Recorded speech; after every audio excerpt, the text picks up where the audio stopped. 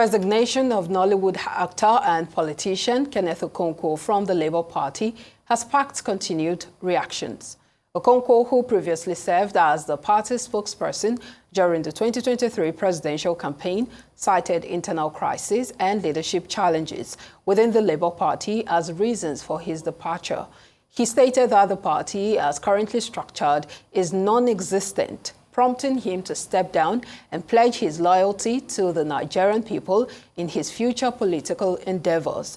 He further criticized the leadership of the LP, specifically accusing Julius Abure, the national chairman, of placing personal interest above the party's survival. Okonkwo also referenced the challenges faced by the party's caretaker committee, hindered by unnecessary litigation. In previous months, Okonkwo had expressed doubts about the Labour Party's future, labeling it as a secret society and questioning the ability of the party's ex-presidential candidate, Peter Obi, to build a viable political platform.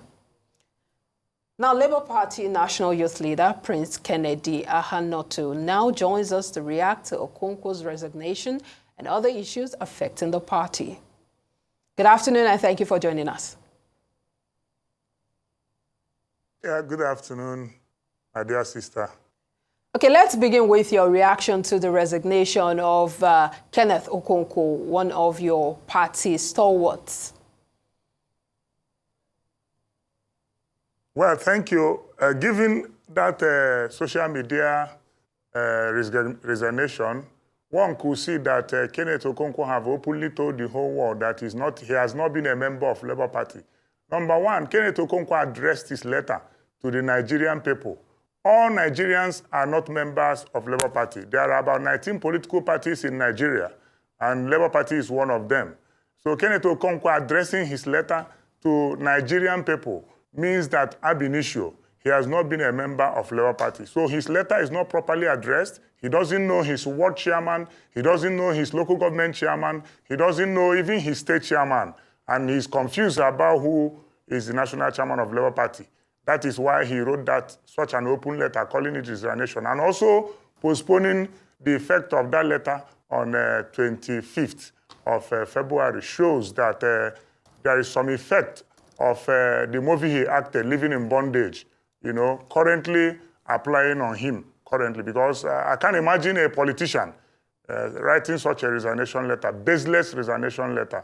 That's the height of politicking that is alien to what politics used to be and is currently in Nigerian political space. So, and the Labour Party will not miss him because Kenneth Okonkwo have recently continuously disparaged the party, saying all manner of things against the party, both things that are very much unfounded, including claiming that he doesn't know that Julius Abure is not the national chairman of Labour Party. And I want to tell him that Julius Abure is the national chairman of Labour Party by the party decision and by even court have given them a hint of where the leadership of the party lies. And him being a lawyer and disagreeing without doing the necessary things he's supposed to do as a lawyer shows that he's not truly a politician. He's one of those I can refer to as content creators in Nigerian political space. Wow, but he wasn't a content creator when he was actually a part of the party. It's unfortunate to see people within the Labour Party fall out and come to talk terribly about each other on national television. But whatever the case may be, I'm sure in his resignation letter, his message was put across. But he also mentioned a few things, that is Kenneth Okonkwo, saying that the Labour Party has been bought over by the APC. Is this something that is true? Because from where we're sitting, it looks quite that is the case. That is not the case. And Kenneth Okonkwo cannot present any fact with respect to such a level of allegation. When you fall, Nigerian politics is, when you fall apart with people, you label them as being bought. In most instances, you label them as being bought by your opposing partners. And I can assure you that Labour Party has not been, in fact, Labour Party is the only political party currently in Nigeria that has not been infiltrated by the opposition APC. And I can say that with my heart, because I know how we started. The national chairman of the party and most members of the NWC are people that have remained in opposition. They are not people that are pepper soup, dum-dum kind of politicians. They are people that believe in what they are pursuing. They are people that believe in the philosophy of social democracy. And anything less than social democracy counts many of us out of it. So we have never been bought. We are not interested in being bought, and we will not be bought by opposition APC. Well, Mr. Kenneth Okonkwo cited internal crises and leadership challenges within the Labour Party as some of the reasons he had to resign. Do you think that all of this internal crisis, because of course, when you look at the 29-member committee that was set up by the Abia State Governor and also Alex Oti and Peter Obi, you'd see that there are still some controversies. For instance, them saying that Julius Abure should stop parading himself as the chairman of the party. Do you think that with all of this internal crisis, the Labour Party is still able to put up a united front come 2027? I can tell you that the Labour Party is currently very strong, is stronger, doing things and, planning ahead of 2027. If you've been following, you will see some engagements, some activities that the party has been carrying out. Despite the fact that there has been a lot of fight against the party, because I call it fight against the party, if there is any challenge with leadership of the party, it is a family affair. And it is what leaders of the party, be it the governor, be it our presidential candidate, will come inside and sit down. Everybody will sit down on a round table and talk about it. It's not what going to Umuahia to form a committee that is not in existence. Because as far as I know, till today, the Labour Party is still interacting, exchanging correspondences with INEC. Our recognition is intact with the regulatory bodies. So, and even the court matter, the Labour Party has already gone to court. That is why I'm worried that somebody like Kenneth Okonkwo have not taken time to read the CTC of the judgment starting from the lower courts, to know that even before the caretaker committee, so-called caretaker committee, was formed in Umuahia, the Labour Party has gone to court to demand that the Labour Party should be included in training the polling unit agents for the party, because INEC gave the Labour Party a cold shoulder last year. And Labour Party was asking why, because there is a process in the communication between INEC and political parties. INEC have never written the party, and the party didn't reply. So, giving the party cold shoulder, then the party had to go to court to challenge such a cold shoulder.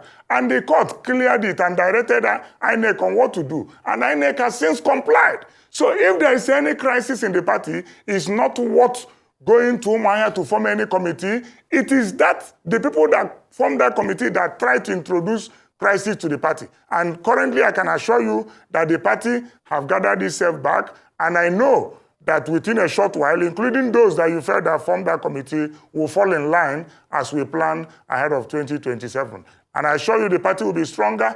The crisis is expected anyway, because you can't fight the status quo. You can't fight the establishment as an opposition party and not experience that level of fight coming from all manner of angles. But I can assure you that the party leadership is stable. We are preparing for 2027.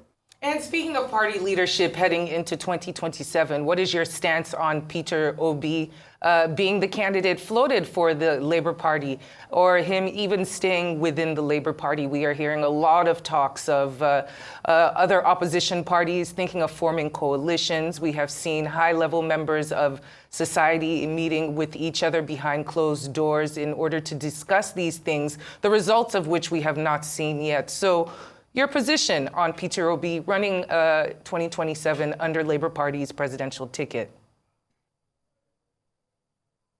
Well, it has been a tradition for politicians, most of them that are not being carried along by the party in governance, in government.